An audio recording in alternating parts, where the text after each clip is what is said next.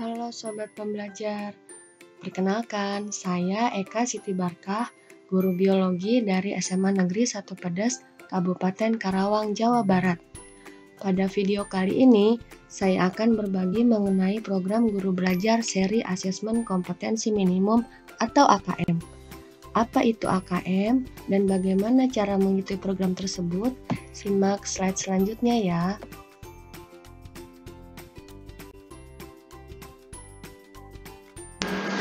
Bagi teman-teman yang ingin mengikuti program seri asesmen kompetensi minimum, teman-teman bisa buka laman gurubelajar.kemdikbud.go.id. Nah, teman-teman bisa masuk di akun dengan menggunakan akun SIM PKB. Nah, tampilannya akan seperti ini ya. Nah, teman-teman bisa memilih seri AKM. Jika teman-teman sudah mengklik seri AKM, tampilannya akan seperti ini. Nah, di sini saya sudah mengikuti tahap 1 yaitu BIMTEK Guru Belajar Seri AKM pada angkatan 9 dengan nilai 100% atau dikatakan tuntas. Jika sudah tuntas, teman-teman nanti akan bisa mendapatkan sertifikat setara 32 JP. Nah, untuk tahap keduanya dilakukan pengimbasan. Pengimbasan ini dimaksudkan agar teman-teman menularkan ilmu yang sudah teman-teman dapat pada saat BIMTEK pada rekan-rekan sejawat di sekolah teman-teman. Pengimbasan ini nantinya akan mendapatkan sertifikat atas nama sekolah tempat teman-teman bernaung. Begitu ya. Sebelum membahas lebih lanjut tentang apa itu AKM, baiknya kita ketahui dulu apa itu BIMTEK AKM. Merupakan program pembelajaran yang dirancang bagi guru dan kepala sekolah untuk dapat meningkatkan kompetensi berdasarkan literasi dan numerasi. Hal ini diharapkan dapat lebih mendorong perbaikan mutu pembelajaran.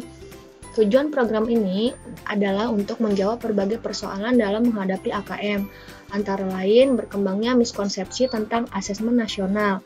Guru belum mengetahui cara membaca hasil asesmen dan tindak lanjutnya.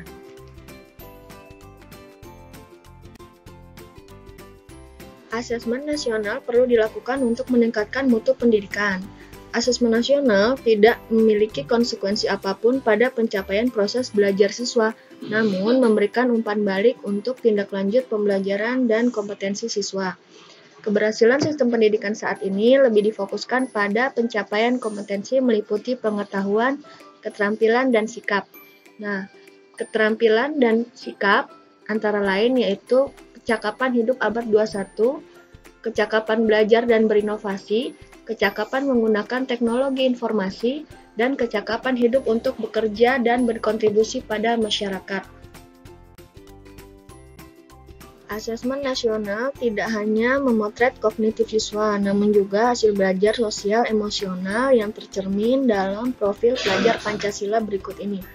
Antara lain, beriman, bertakwa pada Tuhan Yang Maha Esa dan berakhlak mulia, mandiri, bernalar kritis, kreatif, bergotong royong, dan berbineka global.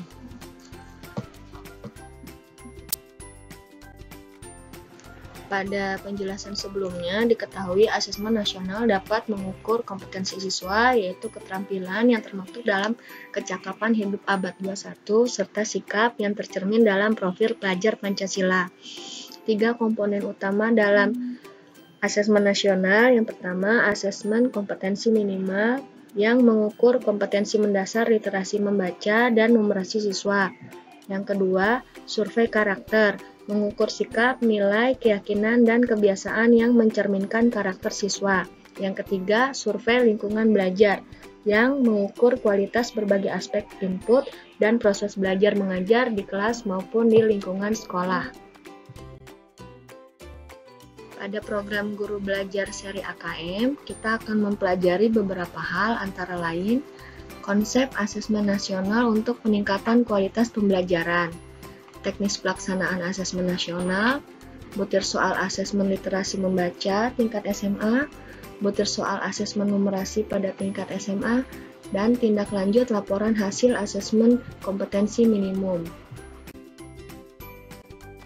Beberapa manfaat asesmen nasional antara lain yang pertama, memotret kualitas pembelajaran di sekolah atau daerah. Yang kedua, memberikan umpan balik peningkatan kualitas pembelajaran di sekolah atau daerah.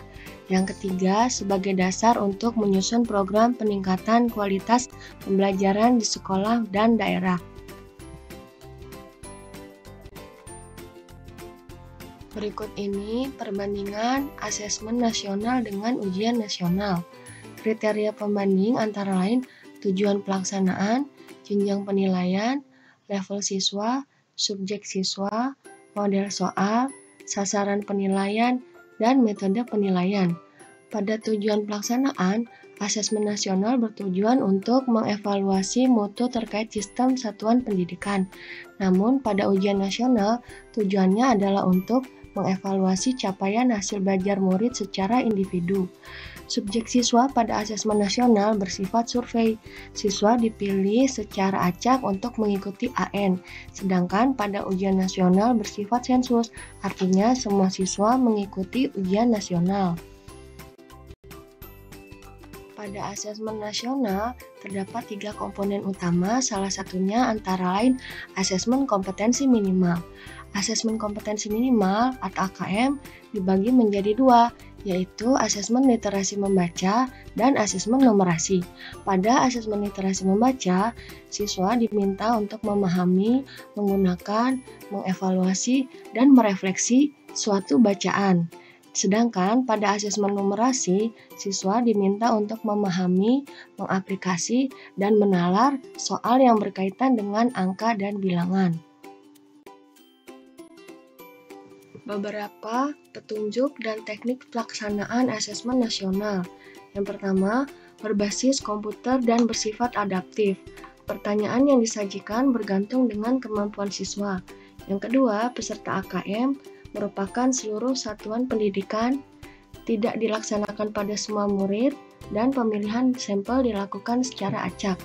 Adapun jadwal pelaksanaan pada tingkat SMA dan sederajat terdiri dari 2 hari, yaitu hari pertama tes literasi dengan durasi 90 menit, lalu dilanjutkan dengan survei karakter 30 menit. Pada hari kedua, dilaksanakan tes numerasi dengan durasi 90 menit, lalu dilanjutkan dengan survei lingkungan belajar selama 30 menit. Adapun bentuk soal pada AKM terdiri dari 5 tipe. Yang pertama, pilihan ganda. Yang kedua, pilihan ganda kompleks. Yang ketiga, menjodohkan. Yang keempat, isian singkat. Dan yang kelima, uraian. Komponen AKM literasi membaca terdiri dari 3 unsur. Yang pertama, konten, antara lain teks informasi yang bertujuan untuk memberikan fakta dan data. Yang kedua, teks fiksi yang bertujuan untuk memberikan pengalaman dan melakukan perenungan pada para pembaca. Yang kedua, proses kognitif yaitu menemukan informasi, interpretasi dan integrasi, serta evaluasi dan refleksi. Yang ketiga, konteks terdiri atas personal, sosial budaya, dan saintifik. Begitu juga komponen AKM numerasi terdiri dari 3 unsur. Yang pertama, konten terdiri dari bilangan, pengukuran dan geometri, data dan ketidakpastian, serta aljabar. Yang kedua, proses kognitif terdiri dari pemahaman, penerapan, dan penalaran. Yang ketiga, konteks yang terdiri dari personal, sosial budaya, dan saintifik. Hasil AKM literasi dilaporkan dalam 4 kelompok yang menggambarkan tingkat kompetensi yang berbeda. Kelompok pertama perlu intervensi khusus, artinya murid belum mampu menemukan dan mengambil informasi yang ada dalam teks. Yang kedua, kelompok dasar, murid mampu menemukan dan mengambil informasi yang ada di dalam teks. Yang ketiga, cakap, murid mampu membuat interpretasi dari informasi yang ada di dalam teks. Yang keempat, mahir, murid sudah mampu mengintegrasikan beberapa informasi dan bersikap reflektif terhadap isi teks. Begitu juga pada AKM numerasi terdiri dari 4 kelompok. Yang pertama, perlu intervensi khusus, artinya murid hanya memiliki pengetahuan matematika yang terbatas. Yang kedua, dasar, murid memiliki keterampilan dasar matematika serta menyelesaikan masalah yang sederhana dan rutin. Yang ketiga, cakap. Murid mampu mengaplikasikan pengetahuan matematika yang dimiliki dalam konteks yang lebih beragam. Yang keempat, mahir. Murid mampu bernalar untuk menyelesaikan masalah yang lebih kompleks. Berikut perbedaan antara pembelajaran berbasis kompetensi dengan berbasis konten. Pada pembelajaran berbasis kompetensi, berpusat pada kebutuhan, belajar untuk memahami konsep dan keterampilan, menunjukkan kinerja dengan menerapkan konsep, pembelajaran terkait dengan konteks kehidupan nyata siswa, dan orientasi pada proses dan penguasaan kompetensi. Sedangkan pada pembelajaran berbasis konten, berpusat pada materi pembelajaran, belajar untuk cakupan materi, menjawab serangkaian pertanyaan, pembelajaran kurang atau tidak terkait dengan konteks kehidupan nyata siswa, dan orientasi hanya pada nilai akhir. Demikian pemaparan tentang AKM berdasarkan BIMTEK Guru Belajar yang saya ikuti. Semoga bermanfaat dan menambah wawasan teman-teman ya. Sampai jumpa.